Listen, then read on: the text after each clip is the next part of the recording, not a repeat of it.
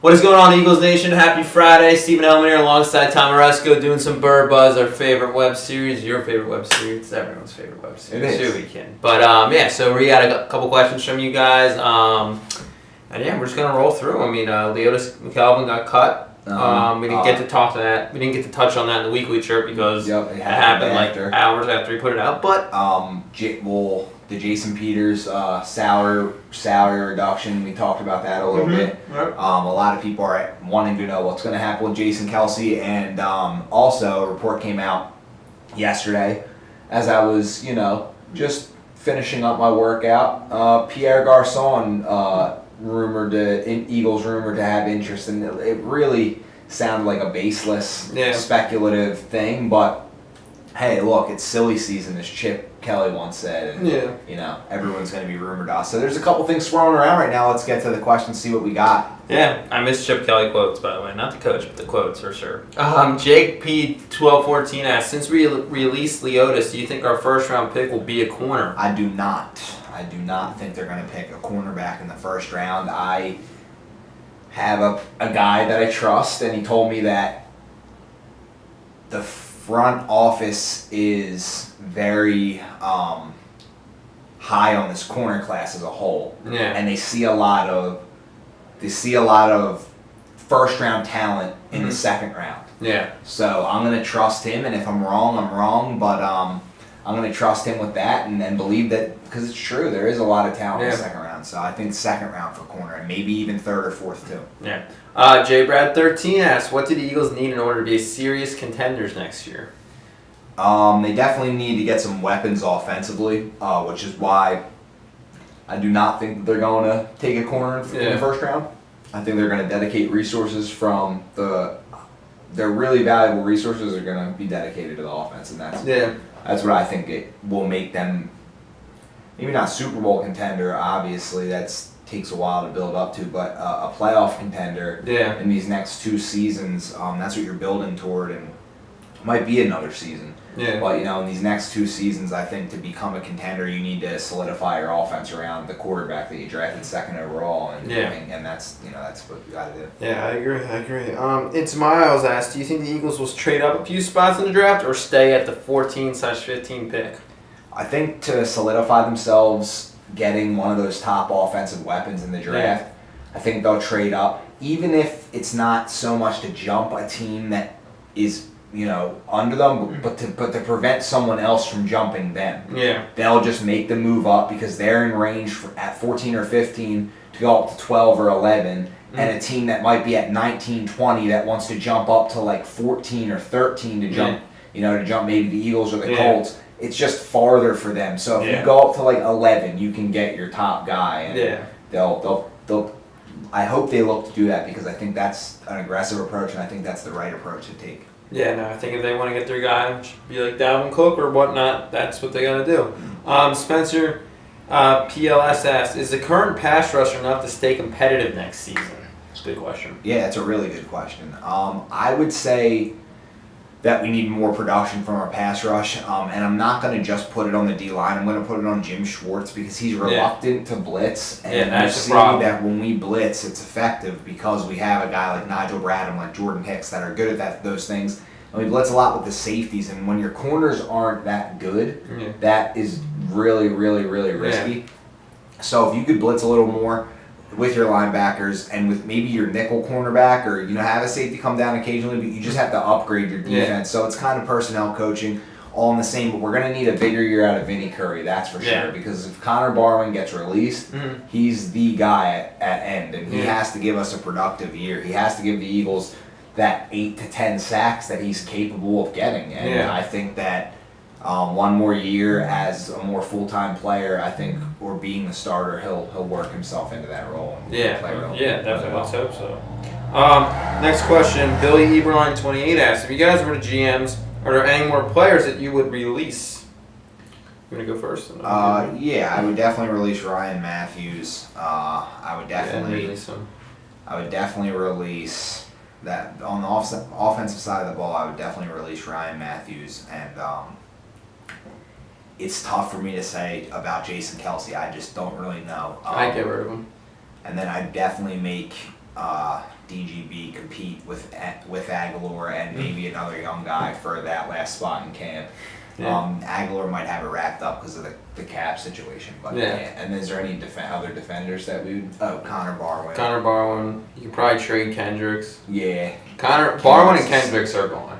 Barwin and Kendricks are people that don't fit in this defense or with this regime right now, and you're not building around them, so it's time for those contracts to suck up cap elsewhere. Yeah, exactly. No, I think those 4 players will be gone.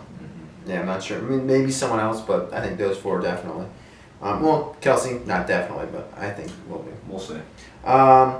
Joey Shearnosh, chances of drafting O.J. Howard in the first. It's the tight end. The tight end from Alabama. He's a beast. He is just a physical freak, but I don't know. It would look really bad if they took O.J. Howard and he stunk, or he became like an Eric Ebron, where he's pretty athletic and all right, but he's not great. Yeah. I think he's going to be a really good player. If they took O.J. Howard, I would really look forward to having Ertz and him control the middle of the field, but you still need speed guys on the outsides. Yeah. It's a different perspective. He's a physical athlete that can make big plays in your receiving game for you as a tight end, but I just think that if you're going to do something like that, then why not just get Dalvin Cook? He's going to touch the ball 20 to 25 times a game, whereas O.J. Howard might, get. There's not enough targets to go around. Yeah. It's just that's not how West Coast offense is. You don't feed a guy, and to pick a guy that high, you're trying to get a number 1 player, and is he going to be that right away? I don't know. He might be, but who knows? No. But I feel like Dalvin Cook can handle 20 to 25 touches a game, and you need someone to do that. It balances your offense so much. You see how teams like the Steelers and the Cowboys feed and the Cardinals feed their running backs, and it takes a lot off the quarterback and helps everything develop. I just think that that's something the Eagles could really use, especially right now with Carson Wentz. So I think that's more of a luxury pick, O.J. Howard. Yeah, no, I think you gotta go running back, corner, or tackle before you go O.J. Howard, or receiver. Yeah, and there's a lot of other things we need more. Christian Eagles 81 asks, do we go with best available player or go with position?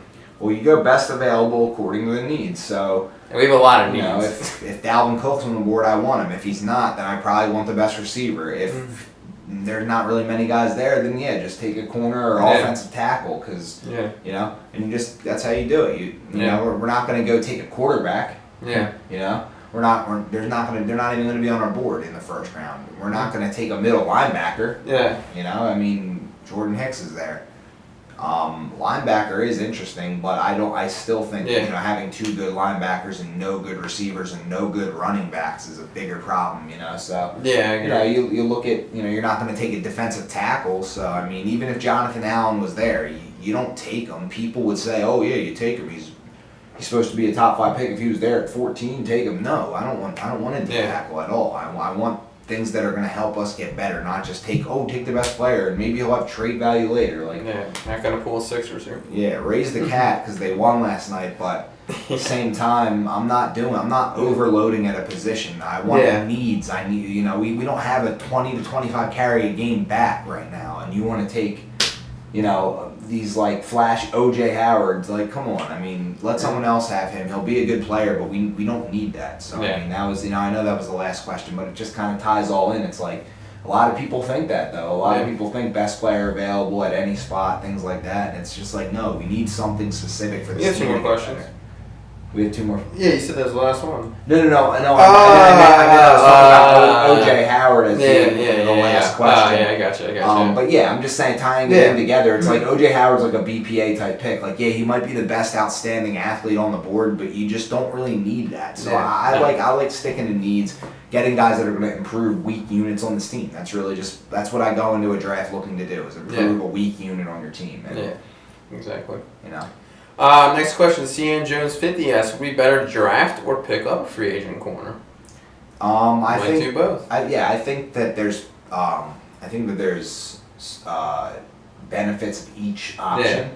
I think that getting a veteran corner is not a bad idea, and I think you might need it, whether it's Nolan Carroll or a new face. Mm-hmm. Probably not going to be that great because I don't think they're going to splurge at corner. They've done it too many times and it's burned them. So You know, they're just gonna. I think they're gonna stay away from that. But a guy like DJ Hayden, who's like 26 years old, can play inside, has played outside. Yeah. A guy like that would be a pretty. Shout out to my boy Carlos Rodriguez for that. He's been tooting the DJ Hayden horn for a while, and that he is like a nice depth player that's young and kind of under the radar. Was a former first round pick with Oakland, and a guy like that is not a bad pickup to have. To have can be able to play either side because you never know. But then obviously to the draft, those are the guys that you're going to develop for the future. You kind of know what DJ Hayden is at this point.